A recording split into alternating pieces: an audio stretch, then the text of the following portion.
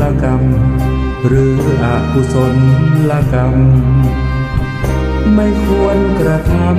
ำกรรมที่ผิดติดตัวทำบาปโหดร้าย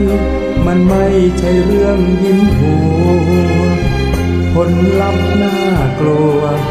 น่ากลัวอำนาจกรรม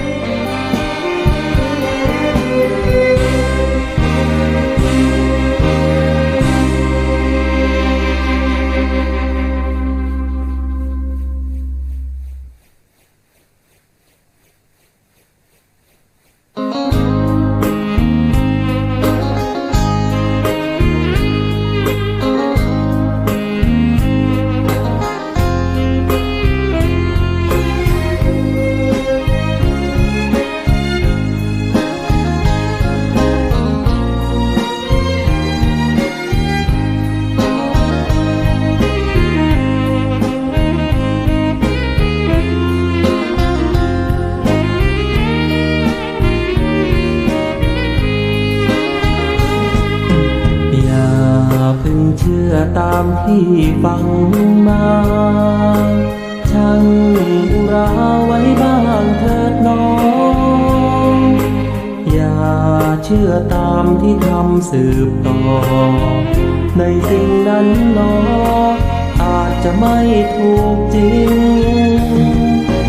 อย่าเพิ่งเชื่อตามที่เล่าลืออย่าเชื่อถือตามบทอ้างอิงหา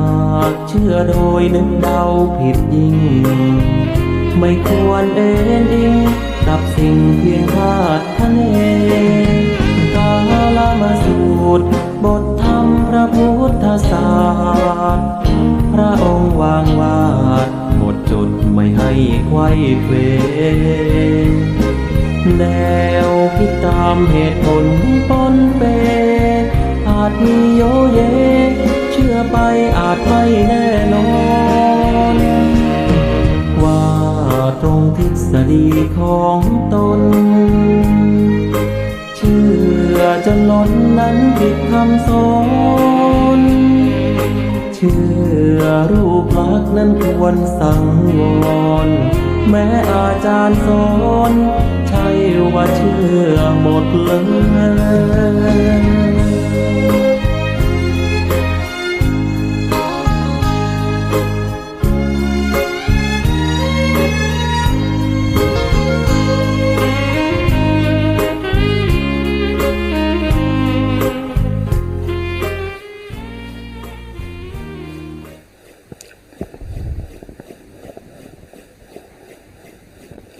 อะ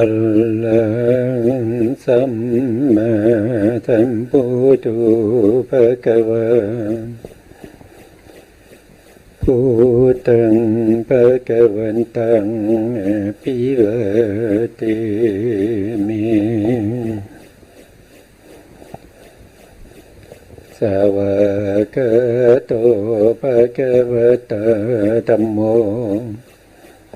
ธัมมังนัมมาสามิสุปฏิปันโนภะคะวะโตสาวกสังโฆสังฆังนัมมามินะโมตัสสะภะคะวะโตอะระหะโตสัมมาสัมพุทธัสสะนะโมตัสสะภะคะวะโตอะระหะโตสัมมาสัมพุทธัสสะ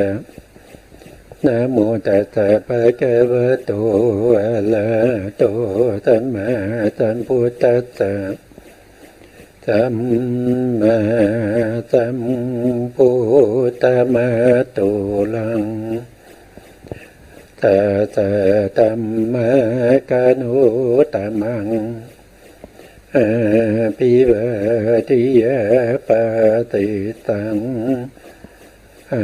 ภิธรรมตาสังฆังตถาวุตาภิธรรมัตถาจตุตาปรมัตถโตจิตตังเจตสิกังโลปังนิพพานามิติสัพพะทังขอกราบนมัสการพระมหาเถระพระสังฆาธิการ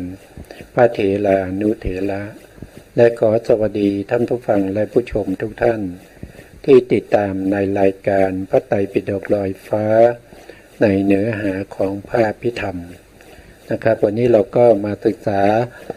ในเรื่องของโพธิปักขิยธรรมซึ่งเป็นตอนที่หนึ่งนะโพธิปักขิยธรรมเป็นธรรมที่อยู่ในสมุจยสังคหะสมุจยสังคหะมีธรรมอยู่ทั้งหมดอยู่สี่สังคหะด้วยกันนะครับหนึ่งก็คือเรื่องของอกุศลสังคหะสองก็คือมิสกะสังคหะสามก็คือโพธิปักขิยธรรมสังคหะสี่ก็คือสัพพะสังคหะอันนี้จัดอยู่ในสมุจยสังคหะสมุจยสังคหะก็คือปริเฉดที่เจ็ดปริเฉดที่เจ็ดที่อยู่ในอภิธรรมสังคหะนะครับอภิธรรมมัทธสังคหะนะอภิธรรมมัทธสังคหะนะซึ่งถ้าเราจัดในหลักสูตรของการศึกษาพระอภิธรรมนะในทั่วโลกเลยก็ได้นะครับไม่ว่าจะเป็นประเทศไหนก็ตามจะเป็นศรีลังกาประเทศพม่าประเทศไทย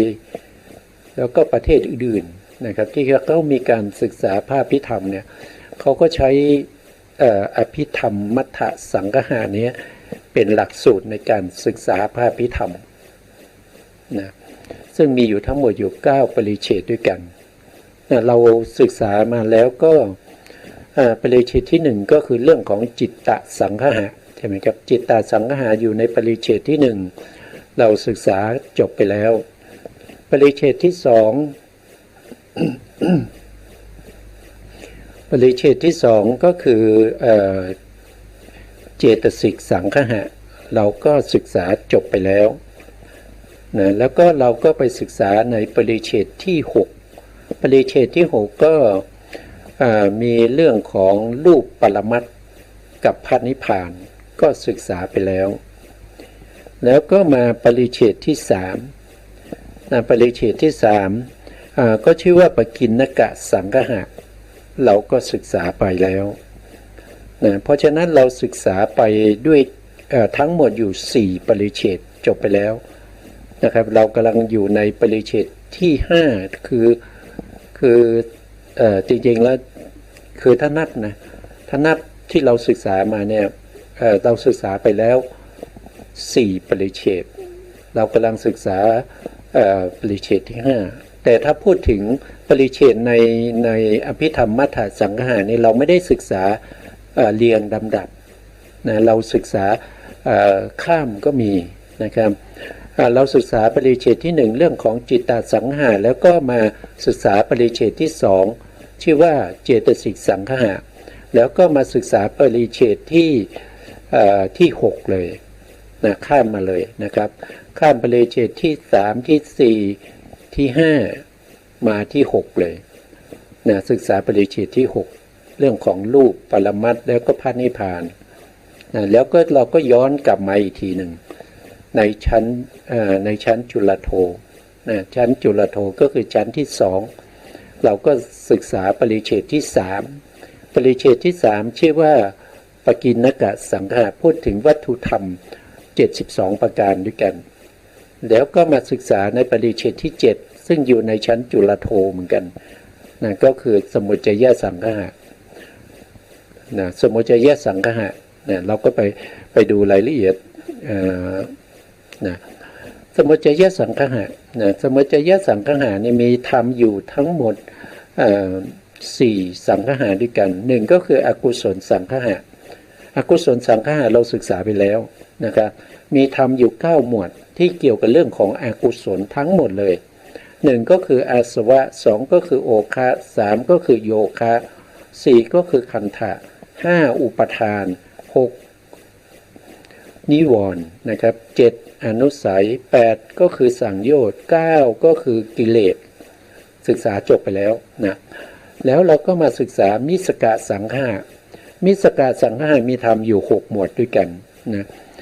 ก็จะมี1ก็คือเหตุ2ก็คือฌานังคะ3คือมรรคังคะ4ก็คืออินทรีย์5ก็คือพละ6ก็คืออธิปดี7ก็คืออาหารก็จบไปแล้วนะวันนี้เรามาขึ้นในหมวดที่ชื่อว่าโพธิปักขิยสังคหะในโพธิปักขิยสังคหะนี้มีธรรมอยู่7หมวดก็คือ1ก็คือสติปัฏฐาน4นะหมวดที่1คือสติปัฏฐาน4 2ก็คือสัมมาปัฏฐาน4 3คืออิทธิบาท4อิทธิบาทนะครับอิทธิบาท4นะครับ5ก็คือ4นะ4คืออินทรีย์5ก็คือพละ5 6ก็คือโพชฌงค์7ก็คือมรรคมีองค์8นะครับตรงนี้ต้องเป็นมรรคมีองค์8นะครับตรงนี้นะเดี๋ยวผมดูทำไมเป็นทำไมมาชื่อว่ามรรคคังคะอีกนะครับจริงๆถูกต้องครับในหนังสือก็ท่านก็เขียนว่ามรรคคังคะนะครับมรรคคังคะนะคือผมกลัวว่าเขาจะมาเหมือนกันกับตรงนี้เลยนะครับในมิสกะสังคหะมิสกะสังคหะเนี่ยเขาจะมีมรรคคังคะอยู่12นะก็คือปะปนกันในส่วนที่เป็นหนทางนะมรรคแปลว่าหนทางมีทั้งหนทางที่ไปสู่อบายนะหนทางที่ไปสู่อบายหนทางที่มาสู่มนุษย์เทวดาแล้วก็ไปสู่พระนิพพานก็เป็นมรรคคังคะนะแต่ถ้าเป็นมาอยู่ในโพธิปักขิยธรรมเนี่ยก็จะเป็นมรรคคังคะเหมือนกันแต่มีแค่8นะครับมีแค่8นี้ก็คือเป็นหนทางนำไปสู่พระนิพพานธรรมที่นำไปสู่ส่วนที่เป็นทุกขติเราไม่เอานะเราไม่เอาละนะครับแล้วก็ธรรมที่นำไปสู่ความเป็นมนุษย์สมบัติเทวดาสมบัติพรหมสมบัติเนี่ยเราก็ไม่เอาเราเอาเฉพาะในส่วนที่นำไปสู่พระนิพพานอย่างเดียวเพราะว่าโพธิปักขิยธรรมเนี่ยเป็นธรรมที่ฝักใฝ่ในส่วนที่เป็นโลกุตตรธรรมนะเป็นโลกุตตรธรรมอันนี้แตกต่างกันนะครับนะมรรคคังคะในโพธิปักขิยธรรมกับมรรคคังคะในมิสกะสังคหะนี่ไม่เหมือนกันนะไม่แตกต่างกันมีเหมือนกันก็มีต่างกันก็มีนะครับที่นำไปสู่พระนิพพานนี้เหมือนกันนะครับเหมือนกันแต่ถ้านำไปสู่ทุกขติสู่ความเป็นมนุษย์เป็นเทวดาเป็นพรหมเนี่ยไม่เหมือนกันไม่เหมือนกันเพราะว่าในโพธิปักขิยธรรมจะพูดเฉพาะธรรมที่นำไปสู่พระนิพพานเป็นหนทางไปสู่พระนิพพานนะวันนี้เราก็ดูให้ ดูธรรมที่อยู่ในสมุจจยสังคหะนะครับในหมวดที่4ก็คือสัพพะนะสัพพะสังคหะก็คือหมายถึงทั้งหมดเลยพูดองค์ธรรมทั้งหมดองค์ธรรมทั้งหมดเนี่ยมีอยู่ทั้งหมด72ประการด้วยกันนะมีอยู่72ประการด้วยกันนะอย่างเช่นถ้าเราพูดถึงในเรื่องของโพธิปักขิยธรรมเนี่ยโพธิปักขิยธรรมเนี่ยถ้าเราดูแล้วก็เขาก็พูดในเรื่องของจิตในเรื่องของเจตสิกนะในเรื่องของรูปบ้างนะครับองค์ธรรมนะแต่พูดจริงๆแล้วก็ไม่ครบองค์ทั้งหมด72ประการไม่ครบนะครับไม่ครบนะครับในหมวดที่เป็นมิสกะก็ไม่ครบนะในหมวดที่เป็นอกุศลสังคหะก็ไม่ครบ นะไม่ครบ72ประการแต่จะมาครบ72ประการที่สัพพะสังฆะในมีอยู่5หมวดนะแต่ก็สามารถที่จะส่งเคราะห์สภาวธรรมให้ครบทั้ง72ประการด้วยกัน72ประการมาจากไหนท่านคงยังไม่ลืมนะครับ72ประการก็คือมาจาก1ก็คือจิตมีสภาวะอย่างเดียวไม่ว่าจะเป็น89ดวงหรือว่า121ดวงก็มีสภาวะหนึ่งเท่านั้นนั่นก็คือเขารู้อารมณ์วิชานั้นนะลักขณังสภาวะของเขาเนี่ยเขารู้อารมณ์อย่างเดียวนะครับไม่ว่าจะดวงไหนก็ตามถ้าเป็นจิตเนี่ยเขามีสภาวะอย่างเดียวก็คือรู้อารมณ์นะรู้อารมณ์นะแล้วก็เจตสิกนะครับเจตสิกมีอยู่ทั้งหมด52เจตสิก52เนี่ยก็จะมีสภาวะที่แตกต่างกันไปนะครับมีถึง52สภาวะด้วยกันนะรวมกับจิตอีกหนึ่งก็เป็น53นะเป็น53บวกกับรูปที่เป็นนิพพานรูปมี28แต่รูปที่มีสภาวะของตัวเองจะมีอยู่แค่18นะมีอยู่แค่18ที่เราเรียกว่าเป็นนิพพานรูป18นะนิพพานรูป18รวมเข้าไปก็จะเป็น71ประการด้วยกันนะมีอยู่71ละมีจิต1เจตสิก52แล้วก็รูปอีกโทษทีรูปอีก18รวมเป็น71นะแล้วก็มีนิพพานอีกหนึ่งนิพพานสภาวะที่เป็นสันติลักขณังนะมีอีกหนึ่งรวมแล้วทั้งหมดจะมีอยู่72ประการด้วยกันนะนี้ก็เป็นสภาวะธรรมที่เป็นปรมัตถธรรมนะที่มีอยู่ในว่าอย่างไง ในจักรวาลนะครับในจักรวาลไม่ว่าจักรวาลไหนนะครับจะเป็นอนันตจักรวาลก็จะมีสภาวะแค่72ประการเท่านั้นจะไม่มีเกินกว่านี้นะครับจะไม่มีเกินกว่านี้แล้วก็จะไม่มีน้อยกว่านี้นะมีแค่72ประการเท่านั้นเอง72ประการสรุปลงมาง่ายๆจำง่ายๆก็คือสภาวะที่เป็นรูปกับสภาวะที่เป็นนามนะสภาวะที่เป็นรูปกับนามนะก็จะเป็นลักษณะของปรมัตถธรรมที่เป็นสภาวะที่มีอยู่จริงๆในอนันตจักรวาลนะครับถ้าพูดเฉพาะโลกของเรามันก็แคบไปนะครับเพราะก็เลยพูดเป็นจักรวาลเลยมันไม่มีเกินกว่านี้นะรู้ได้ยังไงก็รู้ได้จากที่พระพุทธองค์ได้แสดงไว้นะครับไม่ว่าจะยุคไหนสมัยไหนไม่ว่าโลกนี้จะแตกสลายไปหลายหมื่นหลายล้านดวงแล้วก็เกิดขึ้นใหม่มันก็จะมีแค่นี้มันไม่มีมากกว่านี้นะมันก็จะมีแค่72ประการเท่านั้นไม่ว่าจะไปเกิดในจักรวาลไหนนะไม่ว่าจะไปเกิดในทวีปไหนมันก็มี72ประการไม่มากกว่านี้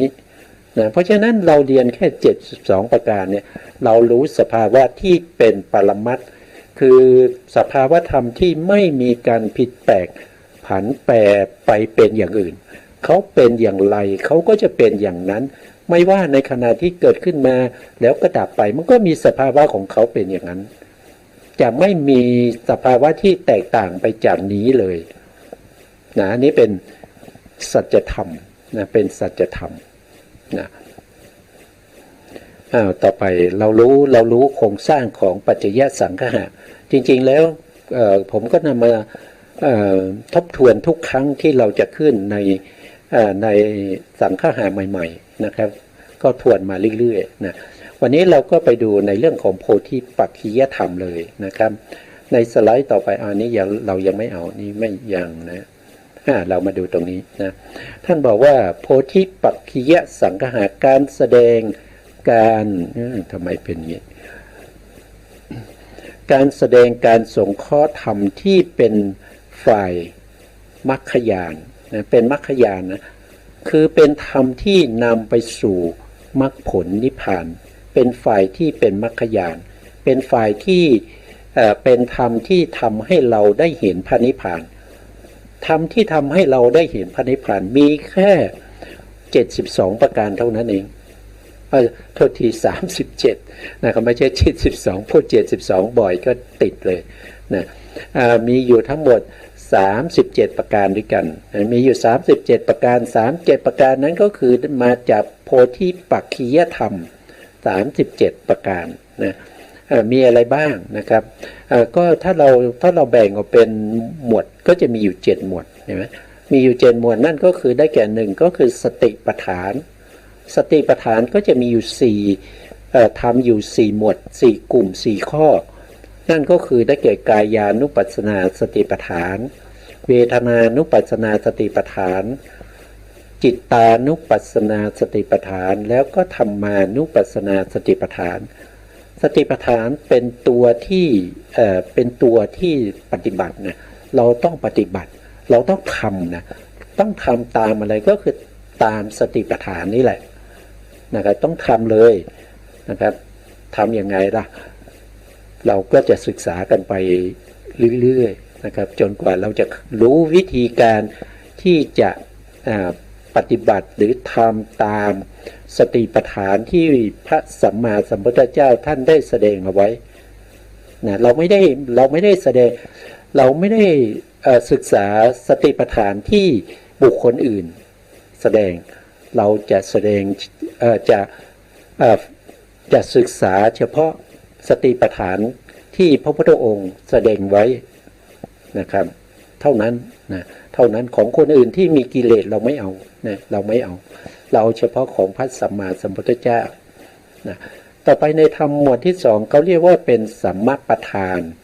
สัมมาประธานก็จะมีอยู่4นะครับสัมมาประธาน4ก็คือมีความเพียรพยายามในการที่จะละอกุศลธรรมที่เกิดขึ้นแล้วนะครับที่เกิดขึ้นแล้วไม่อันนี้คือข้อที่1นะครับละอกุศลธรรมที่เกิดขึ้นแล้วก็คือปหานะสังวรนั่นเองนะครับคือการจับอกุศลที่เกิดขึ้นในใจให้หมดสิ้นไปนี่คือข้อที่1ข้อที่2ก็คือป้องกันไม่ให้อกุศลเกิดขึ้นอีกนั่นก็คือสังวรประทานสังวรปิดกั้นอกุศลใหม่ๆที่จะเกิดขึ้นในใจของเราไม่ให้เกิดขึ้นนะอันที่3ก็คือต้องภาวนาก็คือทำให้กุศลนะทำให้กุศลที่มันไม่เกิดขึ้นในใจเราเนี่ยให้เกิดขึ้นนะให้เกิดขึ้นแล้วก็เจริญตั้งมั่นอยู่ในใจของเราให้ได้นะอันนี้เรียกว่าเป็นภาวนาประทานนะครับก็คือทำให้ดียิ่งขึ้นไปนะอันที่4นะเมื่อกุศลที่ไม่เคยเกิดขึ้นแล้วเราก็จะต้องพยายามรักษากุศลที่เกิดขึ้นในใจของเราให้ตั้งมั่นอยู่นะให้ตั้งมั่นอยู่นะอันนี้ก็คือเป็นอนุรักษ์ประทานอนุรักษ์นะครับรักษาไว้ซึ่งกุศลธรรมที่เกิดขึ้นในใจของเรานี่เป็นข้อที่4นะรายละเอียดเราก็จะศึกษาไปตามลำดับต่อไปนะต่อไปในข้อที่3นะครับก็คืออิทธิบาทก็จะมีอยู่4ด้วยกันนะครับอิทธิบาทตรงนี้ก็คือได้แก่อะไรก็คือได้แก่ที่เราเคยศึกษาในเรื่องของอธิปดีมาแล้วนะก็จะมีฉันทาธิปตินะวิริยาธิปตินะแล้วก็จะโทษทีผมพูดผิดอีกแล้วนะครับโทษทีอิทธิบาทนี่คือความเพียรนะคือความเพียรความพยายามนะครับความเพียรความพยายาม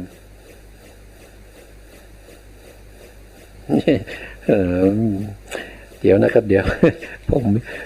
เบอร์ไปใหญ่แล้ว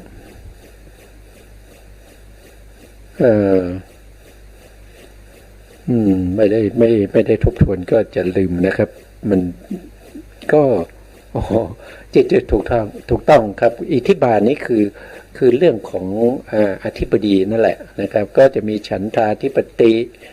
วิริยาธิปติจิตตาธิปติแล้วก็วีมังสาธิปติรายละเอียดก็จะว่ากันต่อไปนะครับ ต่อไปในหมวดธรรมข้อที่ 4ก็คืออินทรีย์อินทรีย์ในที่นี้ก็ไม่ใช่อินทรีย์22แต่ในที่นี้ท่านจะเอาอินทรีย์ที่เป็นฝักใฝ่แห่งมรรคญาณก็คืออินทรีย์5นะอินทรีย์5ก็จะมีสัตทินทรีย์ก็คือศรัทธาใช่ไหมครับศรัทธาที่เข้าถึงความเป็นใหญ่เป็นผู้ปกครองในธรรมในส่วนของตนนะก็เรียกว่าเป็นสัตทินทรีย์คือศรัทธานะเข้าถึงความเป็นอินทรีย์แล้วก็มีวิริยินทรีย์ก็คือวิริยะที่เข้าถึงความเป็นใหญ่เป็นผู้ปกครองในสภาวธรรมที่เกิดร่วมกับตัวเองนะครับก็จะเป็นวิริยินทรีย์นะข้อที่3ก็คือสัตตินทรีย์สัตตินทรีย์ก็คือสตินะสติก็เข้าถึงความเป็นอินทรีย์ได้การระลึกชอบนะระลึกไปในไหนก็ระลึกไปในสติปัฏฐานทั้ง4นั่นเองแต่เข้าถึงความเป็นอินทรีย์เป็นใหญ่เป็นผู้ปกครองในสภาวธรรมที่เกิดร่วมกับตัวเองนะอันที่4ก็คือสมาธินทรีย์สมาธินทรีย์ก็คือได้แก่สมาธิที่เข้าถึงความเป็นอินทรีย์ก็ดูในไหนก็ดูในฌาน4ฌาน4ปฐมฌานทุติยฌานตติยฌานจตุตฌานก็จะมีอยู่ฌาน4หรือบางครั้งเราก็จะเรียกว่าสมาบัติ8นะครับเพราะว่าฌาน4เนี่ยมีทั้งที่เป็นรูปฌานแล้วก็เป็นอรูปฌานด้วยนะรูปฌานก็จะมีอีก4นะครับก็จะมีอากาสานัญจายตนะวิญญาณัญจายตนะอากินจัญญายตนะแล้วก็นิวสัญญานาสัญญายตนะด้วยอันนี้คือสมาธินทรีย์นะต่อไปอันที่5นะครับก็อันสุดท้ายก็คือปัญญินทรีย์นะปัญญินทรีย์เป็นใหญ่เป็นผู้ปกครองในการรู้สภาวะตามความเป็นจริงนะสภาวะตามความเป็นจริงในอริยสัจสี่นะรู้อันนี้คือทุกข์นี้คือทุกขสมุทัยนี้คือทุกขนิโรธนี้คือทุกขนิโรธคามินีปฏิปทาอันนี้คือปัญญาในอินทรีย์หมวดธรรมข้อที่5ก็คือพละก็เช่นเดียวกันนะครับพละก็เหมือนกันกับอินทรีย์นั่นแหละนะเพียงแต่มีชื่อต่างกันนะมีพยัญชนะที่แตกต่างกันเท่านั้นเองนะแต่ทั้งหมดทั้งมวลก็เหมือนอินทรีย์กับพละก็จะเหมือนกันนะอินทรีย์กับพละก็เหมือนกันนะต่อไปในข้อที่6ก็คือโพชฌงค์โพชฌงค์มีอยู่ทั้งหมด7นะครับก็จะมีธรรมวิจยะสัมโพชฌงค์ธรรมวิจยะสัมโพชฌงค์ก็คือได้แก่ตัวปัญญา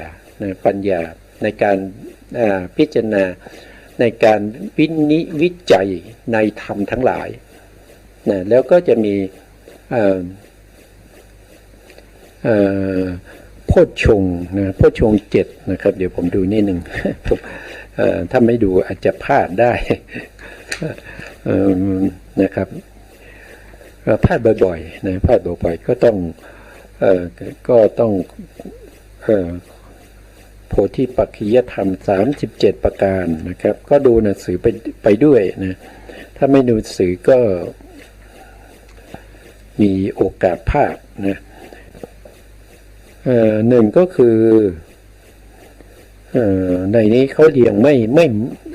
เหมือนกันนะครับเรียงลำดับไม่เหมือนกันเขาจะอธิบายหนึ่งก็คือสติสัมโพชฌงค์เนี่ยสติสัมโพชฌงค์เมื่อกี้เราพูดถึงธรรมวิจยะสัมโพชฌงค์นะเอาตามหนังสือดีกว่านะครับหนึ่งคือสติสัมโพชฌงค์สติสัมโพชฌงค์ก็คือสติที่เจริญนะสติที่เจริญแล้วก็ตั้งมั่นอยู่ในสติปัฏฐานทั้ง4ก็คือการกำหนดรู้ในฐานทั้ง4ของสตินั้นนะ2ก็คือธรรมวิจยะสัมโพชฌงค์ก็คือที่ได้พูดไปนะครับก็คือวิจัยธรรมนะครับก็คือตัวปัญญานะก็คือ ที่ปัญญาที่รู้ในเรื่องของอริยสัจสี่นะสามก็คือวิริยะสัมโพชฌงค์นะวิริยะสัมโพชฌงค์ก็คือมีความเพียรออกจากความเกียจคร้านทำลายเสียซึ่งโกสัจฉะนะครับก็คือความเกียจคร้านนะทำให้ได้โพธิญาณนะอันนี้เป็นวิริยะ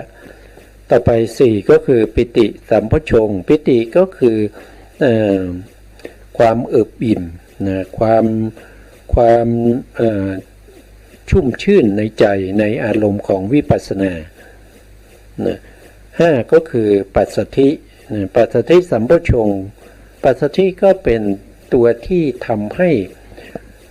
สภาวธรรมทั้งจิตและเจตสิกที่เป็นสัมปยุตธรรมเนี่ยเกิดความสม่ำเสมอนะครับไม่เหลื่อมล้ำนะครับให้เขาสม่ำเสมอนะครับทำลายเสียซึ่งความกระด้างในใจนะครับทำลายเสียซึ่งความเดือดร้อนใจนะอันนี้ก็เป็นความสงบทางกายและใจกายในที่นี้จริงๆแล้วคำว่ากายเนี่ยก็คือเจตสิกนะครับก็คือเจตสิกนะเจตสิกแล้วก็ใจก็คือจิตนั่นเองนะต่อไปข้อที่6ก็คือได้แก่สมาธิสัมโพชฌงค์สมาธิสัมโพชฌงค์ก็คือทำลายเสียซึ่งความฟุ้งซ่านให้เข้าถึงโพธิญาณนะครับเข้าถึงมรรคเข้าถึงผลได้เป็นองค์แห่งการตรัสรู้นะต่อไปข้อที่7ก็เป็นอุเบกขาสัมโพชฌงค์อุเบกขาสัมโพชฌงค์ในที่นี้ไม่ได้หมายถึงตัวเวทนานะทุกครั้งเนี่ยเราจะพูดถึงเวทนาอุเบกขาเป็นเวทนาแต่ในโพชฌงค์เนี่ย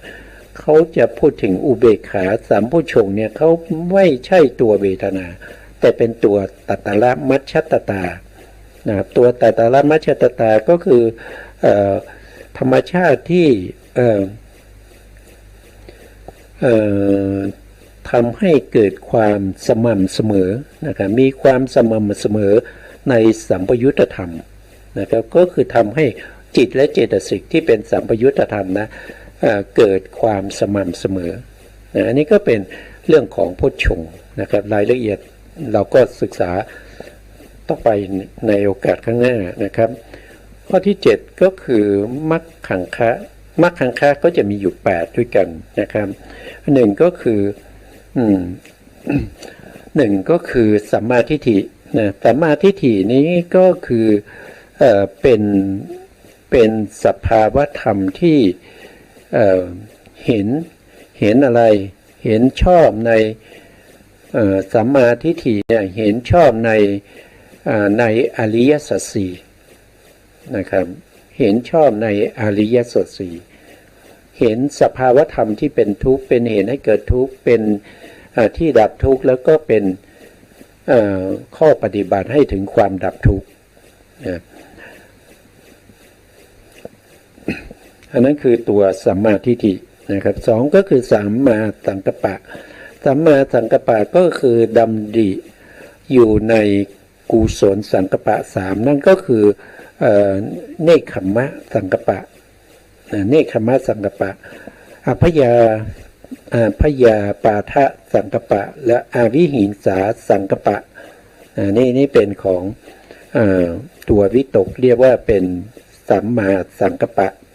สัมมาวาจาก็คือเว้นจากวจีทุจริต4สัมมากัมมันตะก็เว้นจากกายทุจริต3สัมมาอาชีวะก็คือเว้นจากวจีเป็นอาชีพที่เว้นจากวจีทุจริต4แล้วก็เว้นจากกายทุจริต3แล้วก็สัมมาวายามะก็คือวิริยะนะมีความเพียรในการดำเนินไปในสัมมาประธาน4นะข้อที่7ก็คือสัมมาสติสัมมาสติก็เช่นเดียวกันก็คือเป็นตัวสติที่ระลึกอยู่ในฐานทั้ง4ที่เรียกว่าเป็นสติปัฏฐานนะข้อที่8ก็คือสัมมาสมาธิสัมมาสมาธิก็คือมีจิตตั้งมั่นในอารมณ์ที่เป็นวิปัสสนากรรมฐานนะครับอันนี้ก็เป็นรายละเอียดนะครับรายละเอียด รวมแล้วทั้งหมดเนี่ยก็จะมีอยู่37ประการด้วยกัน37ประการด้วยกันนะครับเอาข้อธรรมที่อยู่ในธรรม7หมวดในโพธิปักขิยธรรมมารวมกันก็จะมีอยู่37ประการต่อไปนะครับท่านก็แสดงวจนะถะนะวจนะถะของโพธิปักขิยสังฆะนะโพธิปักขิยสังฆะทั้ง7หมวดนะก็จะมีอยู่ทั้งหมด2คาถาด้วยกันนะครับ2คาถาคาถาที่1นะฉันโทจิตตัมเปเปกขาจะสัทธาปัสสัทธิปีติโยสัมมาทิฏฐิจะสังกัปโปวายาโมวิลตินะวิลติตยังอันนี้เป็นคาถาที่1นะครับโพธิปักขิยธรรมเหล่านี้เมื่อว่าโดยองค์ธรรมแล้วก็มีอยู่ทั้งหมด14นะองค์ธรรมมีอยู่14นะมีอะไรบ้างนะครับก็จะมี1ก็คือฉันทะนะครับฉันโทนะฉันโทก็คือฉันทะนั่นเองแล้วก็จิตตัมนะจิตตัมก็คือจิตนะก็คือจิตแล้วก็เปกขาจะก็คือตัตตละมัชฌตตาศรัทธานะครับก็คือศรัทธาตรงนี้นะแล้วก็ปัสสัทธิก็คือปัสสัทธินะครับก็คือมีทั้งกายปัสสัทธิแล้วก็จิตตปัสสัทธินะทั้ง2รวมกันเป็น1นะครับกายปัสสัทธินี่หมายถึงเจตสิกนะหมายถึงเจตสิกความสม่ำเสมอของเจตสิกนะแล้วก็จิตตปัสสัทธิก็คือจิตที่สม่ำเสมอนะครับทั้ง2รวมกันนะรวมกันสม่ำเสมอเหมือนกันเกิดในจิตดวงเดียวกันเป็นสัมปยุตธรรมอันเดียวกันก็เรียกว่าเป็นปัสสัทธินะปัสสัทธิแล้วก็ปิตินะปิติสัมมาทิฏฐิก็คือปัญญา โทษทีครับแล้วก็สัมมาสังกัปปะก็คือตัววิตกนะวายาโมก็คือวิริยะวิรติก็คือวิรติ3นั่นเองวิรติเจตสิก3นะนี่ก็เป็นคาถาที่1นะต่อไปก็จะเป็นสัมมาเนี่ยตรงนี้นะครับสัมมาสตินะสัมมาเป็นคาถาที่2นะครับสัมมาสตินะนี่ก็เลยเขาก็ชัดเจนอยู่แล้วนะสัมมาทีติสัมมาสติสมาธิติจุทะเสเตสภาวโตสัตตะติงสัปปะเพเทนะสัตตะทาตัทธะสังฆโหนะสติสัมมาสติก็แปลว่าสติโดยตรงนะครับสัมมาทิงนี้ก็คือสมาธิก็คืออะไรก็คือเอกคตานั่นเองนะตรงนี้ก็พิมพ์ผิดเยอะนะเพื่อนะตรงนี้มันต้องเป็นเพื่อว่าโดยตรงนี้ไม่ใช่เพื่อเมื่อมันเนี่ยเมื่อว่าโดยประเภทแล้วมีอยู่37ประการนะ37การสงเคราะห์เป็นหมวดในโพธิปักขิยธรรม37เหล่านี้มีอยู่7หมวดดังนี้นะครับสังฆโหนี่ก็พึงทราบนะครับก็คือดังนี้นะครับก็คือสังฆโหก็พึงทราบอะไรก็คือพึงทราบว่าในโพธิปักขิยธรรมเนี่ยมีองค์ธรรมอยู่14นะมีองค์ธรรมอยู่14นะจุทะเนี่ยตรงเนี้ยแปลว่า14นะจุทะเสเตตรงเนี้ยนะครับก็คือเป็น14นะครับสังฆโหก็พึงทราบดังนี้นะพึงทราบดังนี้นะนี่ก็เป็นคาถานะครับเป็นคาถาที่อยู่ในเรื่องของโพธิปักขิยสังฆะ7หมวดนะใครเป็นผู้รจนาใครเป็นผู้แต่งเอาไว้นะตรงนี้ ก็คือพระอนุรุทธาจารย์นะครับพระอนุรุทธาจารย์เป็นผู้ที่รจนาเป็นผู้ที่แต่งขึ้นมานะครับซึ่งคัมภีร์อภิธรรมมัทธสังฆหานี่เป็นคัมภีร์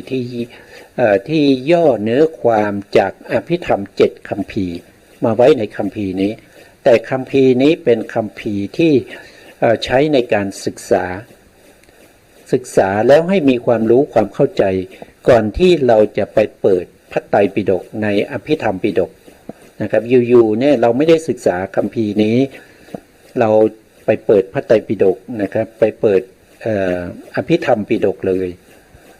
นะครับซึ่งมีอยู่7คัมภีร์เนี่ยเราก็จะไม่รู้เรื่องนะครับเราก็จะไม่รู้เรื่องเพราะเราไม่มีพื้นฐานในการที่จะเปิดอภิธรรมปิฎกเนี่ยเราก็ต้องศึกษาตรงนี้ก่อนนะครับท่านก็อธิบายให้เราเข้าใจนะครับแล้วก็เป็นตำราที่ทุกประเทศยอมรับกันนะครับยอมรับกันใช้อภิธรรมมัทธสังฆหาเนี่ยเป็นการศึกษาพระอภิธรรมเบื้องต้นนะครับก่อนที่จะเข้าไปเปิดอภิธรรมปิฎกในพระไตรปิฎกนั่นเองนะต่อไปในสไลด์ต่อไปนะครับคาถาแสดงจำนวนองค์ธรรม14นะครับเมื่อกี้เราบอกแล้วว่าโพธิปักขิยธรรมเนี่ยถึงจะมีอยู่ทั้งหมด37ประการก็ตามแต่ถ้าว่าโดยองค์ธรรมเนี่ยมีแค่14นะมีอยู่แค่14เท่านั้นนะตรงนี้ท่านก็จะแสดงคาถาการจำแนกองค์ธรรม14โดยฐานของโพธิปักขิยธรรมนะครับโดยโพธิปักขิยธรรมนะครับวันนี้ก็เป็นคาถาก็จะมีอยู่ดูตรงนี้แล้วก็จะมีคาถาอยู่หนึ่งคาถาครึ่งนะ4 บาทก็เป็น1คาถานะครับนี่มีอยู่เท่าไหร่6 บาทนะสังกัปปะปัสสทิง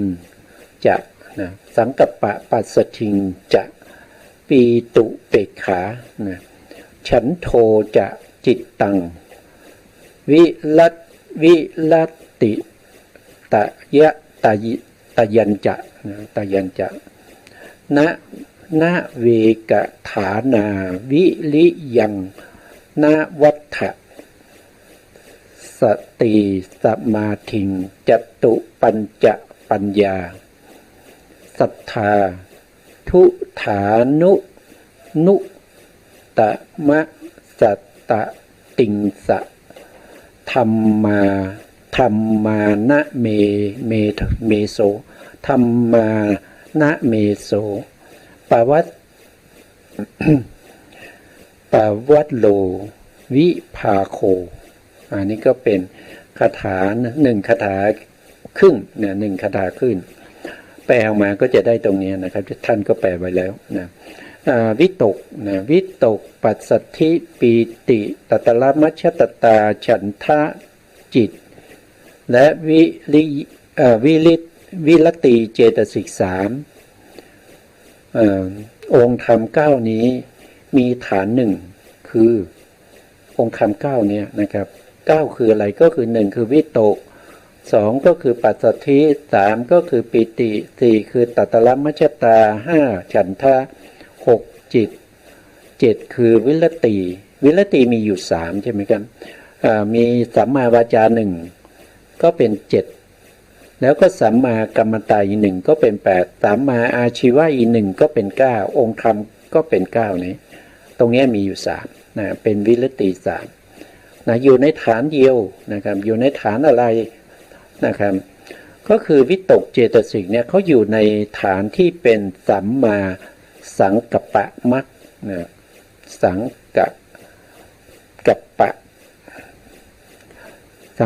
มรรคนะครับเขาอยู่ในฐานเดียวก็คืออยู่ในฐานที่เป็นสัมมาสังกัปปะนะสัมมาสังกัปปะมรรคนะอยู่ในก็คือหมายถึงว่าเขาอยู่ในฐานที่เป็นมรรคอะมรรคมี8ใช่ไหมครับเขาเป็นองค์หนึ่งที่เป็นองค์มรรคเขาไม่มีในเขาไม่มีใน ในสติปัฏฐานเขาไม่มีในสติปัฏฐานเขาไม่มีในสัมมาปัฏฐานเขาไม่มีในอิทธิบาทเขาไม่มีใน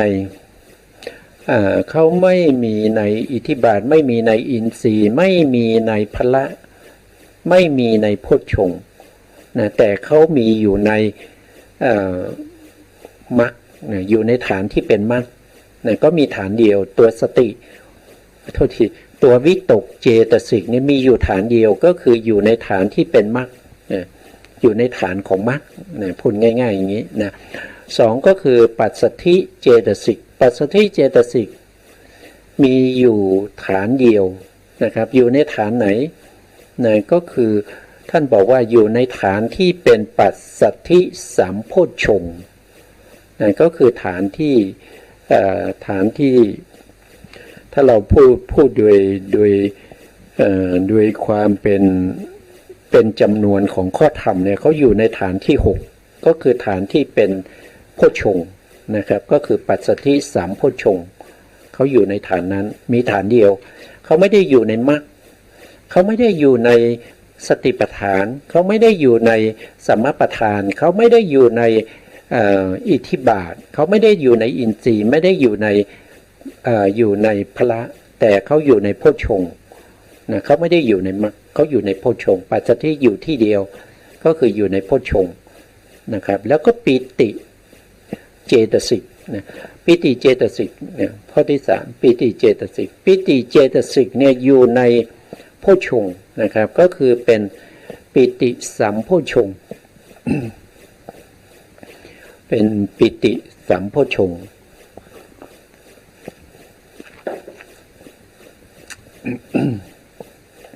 ปิติไม่ได้อยู่ในฐานอื่นอยู่ฐานเดียวก็คือโพชฌงค์นะอยู่ในโพชฌงค์นะต่อไปนะครับต่อไปในสไลด์ต่อไปนะข้อที่4นะครับข้อที่4ก็คือตัตตละมัชฌตตาเจตสิกตัตตละมัชฌตตาเจตสิกก็จะเป็นอุเบกขาสัมโพชฌงค์ก็อยู่ในฐานเดียวก็คืออยู่ในฐานที่เป็นสัมโพชฌงค์เขาไม่ได้เป็นสติปัฏฐานนะตัตตละมัชฌตตาไม่ได้เป็นสติปัฏฐานไม่ได้อยู่ในสติปัฏฐานไม่ได้อยู่ในอิทธิบาท4ไม่ได้อยู่ในสัมมาปัฏฐาน4ไม่ได้อยู่ในอินทรีย์5ไม่ได้อยู่ในโพชฌงค์7ไม่ได้อยู่ในมรรคมีองค์8แต่เขาอยู่ในโพชฌงค์โพชฌงค์มีอยู่7เขาเป็นข้อหนึ่งที่อยู่ในโพชฌงค์เราเรียกว่าเป็นอุเบกขาสัมโพชฌงค์นะครับซึ่งเป็นข้อที่7นะครับข้อที่7ของสัมโพชฌงค์นะต่อไปนะครับก็คือฉันทะฉันทะเจตสิกฉันทะเจตสิกก็อยู่ในฐานเดียวที่เรียกว่าเป็นฉันทาธิปติอยู่ในฐานที่เป็นอธิปตินะอธิปติอยู่ในฐานที่เป็นอธิปติฐานเดียวเท่านั้นนะครับไม่มีในสติปัฏฐานนะครับไม่มีในสติปัฏฐานไม่มีในสัมมาปัฏฐานไม่มีในอินทรีย์ไม่มีในพละไม่มีในโพชฌงค์ไม่มีในมรรคแต่มีในอิทธิบาทนะอิทธิบาทอิทธิบาทฉันทาธิบาทฉันทาฉันทาธิบาทฉันทาธิบาทนะต่อไปในข้อที่6นะครับข้อที่6ก็คือจิตนะจิตนี้อยู่ในฐานไหนนะข้อที่จะ6จิตอยู่ในสติปัฏฐานนะครับโทษทีในสติปัฏฐานนี้องค์ธรรมเขาได้แก่ตัวสติเพราะฉะนั้นจิตเนี่ยไม่ได้อยู่ในสติปัฏฐานนะไม่ได้อยู่ในสติปัฏฐานแล้วก็ไม่ได้อยู่ในสัมมาปัฏฐานเพราะสัมมาปัฏฐานมีองค์ธรรมคือวิริยะนะครับแล้วเขาไปอยู่ที่ไหนล่ะเขาก็อยู่ในอิทธิบาทนะครับจิตตาธิปติ นะก็จะอยู่ในจิตตาธิปติจิตตาธิปตินะครับก็อยู่ในจิตตาธิปตินะก็ไปอยู่ในส่วนที่เป็นอธิปดีนะครับต่อไปในข้อที่7นะครับสัมมาวาจาเจตสิกสัมมาวาจาเจตสิกก็จะอยู่ในมรรคนะอยู่ในมรรคซึ่งเป็นข้อที่3นะครับมรรคข้อที่3เรียกว่าเป็นสัมมาวาจามรรคนะครับนะสัมมาวาจามรรคนะแล้วก็ข้อที่8ก็คือสัมมากัมมันตะเจตสิกก็อยู่ในมรรคเหมือนกันนะครับก็เป็นสัมมากัมมันตะนะครับสัมมากัมมันตะข้อที่9สัมมาอาชีวะนะครับก็อยู่ในมรรคเหมือนกันก็เป็นสัมมาอาชีวะนี่ก็อยู่ในฐานเดียวมีอยู่9องค์ธรรมมีอยู่ทั้งหมด14แต่มีอยู่9องค์ธรรมที่อยู่ในฐานเดียวไม่ไปอยู่ในฐานอื่นอยู่ในฐานของตัวเองนะครับมีอยู่9องค์ด้วยกันนะครับก็หายไปเท่าไหร่นะก็หายไป5นะครับหายไป5ก็จะได้14นะครับต่อไปนะครับก็คือวิริยะเจตสิกนะวิริยะเจตสิกดวงเดียวเนี่ยมีอยู่ทั้งหมด6ฐานด้วยกันวิริยะเนี่ยเขามีอยู่6ฐานด้วยกันหนึ่งก็คือเขาอยู่ในสัมมาประธาน4ตัววิริยะเจตสิกนี้อยู่ในสัมมาประธาน4เป็นได้ทั้ง4เลยนะครับ2ก็คืออยู่ในอิทธิบาทก็เป็นวิริยาธิปตินะครับตรงนี้วิริยาธิบาทวิริยาธิบาทนะวิริยาธิบาทอันที่2นะครับวิริยะเป็นในฐานที่เป็นอธิบดีก็ได้นะครับวิริยาธิปตินะวิริยาธิปตินะ3ก็คือวิริยะยังเป็นวิริยินทรีย์ด้วยนะเป็นอยู่ในฐานอินทรีย์ด้วยนะแล้วก็4ก็คือวิริยะก็เป็นพละด้วยก็เป็นวิริยะพละนะวิริยะพละนะมีอยู่6ฐานนะครับตอนนี้ได้มา4แล้วเป็นสัมมาประธานเป็นอิทธิบาทเป็นอินทรีย์เป็นพละนะครับเหลืออีก2ฐานนะเหลืออีก2ฐานอีก2ฐานนั้นก็คือได้แก่วิริยะสัมโพชฌงค์นะอยู่ในฐานของโพชฌงค์ด้วยแล้วก็เป็นสัมมาวายามะสัมมาวายามะก็คืออยู่ในฐานที่เป็นฐานของมรรคด้วยนะถ้าเราดูทั้ง6เนี้ยนะตัววิริยะเนี่ยเขาไม่เป็นอยู่ฐานเดียวเท่านั้นคืออะไรนะครับเขาไม่ได้อยู่ในสติปัฏฐานเท่านั้นเองนะครับนอกนั้นเขาอยู่หมดนะครับเขาอยู่ในฐานที่เป็นอิทธิบาท4สัมมาประธานเป็นวิริยาธิปตินะครับแล้วก็อยู่ในอินทรีย์ก็จะเป็นวิริยินทรีย์แล้วก็เป็นพละก็เป็นวิริยะพละนะครับแต่อยู่ในโพชฌงค์ก็จะเป็นวิริยะสัมโพชฌงค์แล้วก็ไปอยู่ในมรรคด้วยก็จะเป็นสัมมาวายามะนะครับก็จะมีอยู่ทั้งหมด6ฐานตัววิริยะเจตสิกดวงเดียวอยู่ในฐานที่เป็นโพธิปัจจยธรรมเนี่ยเขาอยู่ได้ถึง6ฐานด้วยกันนะ6ฐานด้วยกันต่อไปสตินะสติเจตสิกดวงเดียวเนี่ยมีอยู่5ฐานมีอยู่5ฐาน5ฐานนั้นได้แก่อะไรนะครับ5ฐานนั้นได้แก่อะไรนะครับก็1ก็คือสติปัฏฐานแน่นอนนะสติปัฏฐานแน่นอน2ก็คือสตินทรีย์ก็อยู่ในฐานอินทรีย์นะครับสตินทรีย์3ก็คือพละนะพละก็เป็นสติพละนะครับ4ก็อยู่ในโพชฌงค์นะครับก็เป็นสติสัมโพชฌงค์5ก็อยู่ในฐานที่เป็นมรรคก็เรียกว่าเป็นสัมมาสตินะครับเป็นสัมมาสตินะ อันนี้ก็จะตัวสติมี5ฐานวิริยะมี6ฐานนะต่อไปเอกคตาเจตสิกมีอยู่4ฐานนะครับมีอยู่4ฐาน4ฐานก็คือ1ก็คือเป็นสมาธินทรีย์นะสมาธินทรีย์ก็อยู่ในฐานที่เป็นอินทรีย์2ก็คือสมาธิพละก็อยู่ในฐานที่เป็นสมาธิ3ก็คือสมาธิ3โพชฌงค์อยู่ในฐานที่เป็นโพชฌงค์นะ4ก็คืออยู่ในสัมมาสมาธิอยู่ในมรรคนะครับอยู่ในมรรคก็จะมีอยู่4ฐานนะเอกคตามีอยู่4ฐาน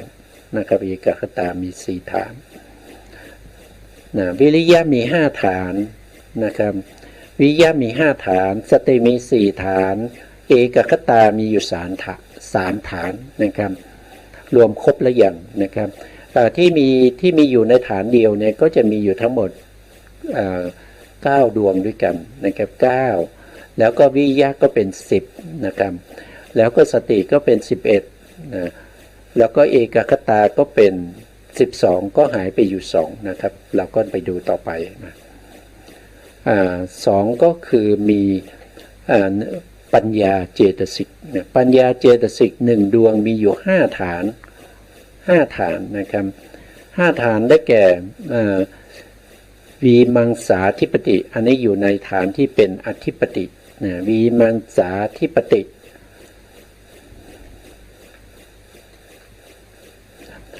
2ก็คือเป็นปัญญินทรีย์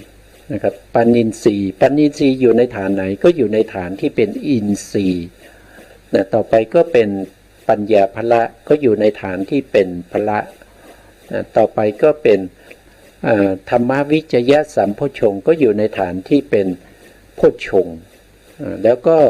สัมมาทิฏฐิก็อยู่ในฐานที่เป็นมรรคนะเป็นมรรครวมแล้วก็จะมีอยู่5ฐานนะครับปัญญาเจตสิกอยู่ใน5ฐานนะต่อไปศรัทธาเจตสิก1ดวงเป็นได้2ฐานศรัทธาเจตสิกอยู่ในฐานไหนก็คืออยู่ในฐานที่เป็นอินทรีย์ก็เรียกว่าสัตทินทรีย์นะครับก็เป็นสัตทินทรีย์แล้วก็อยู่ในฐานที่เป็นพละก็เรียกว่าเป็นศรัทธาพละนี่ก็คือได้แก่องค์ธรรมที่เราจำแนกออกมานะครับในโพธิปัจจยธรรมมีองค์ธรรมอยู่ทั้งหมด14องค์นะ14องค์เนี่ยมีองค์ธรรมอยู่9ที่อยู่ในฐานเดียวนะครับนอกนั้นก็คือมีอยู่5นะครับก็จะอยู่ในฐานที่มากกว่า1นะมากกว่า1นะวันนี้เวลาหมดนะ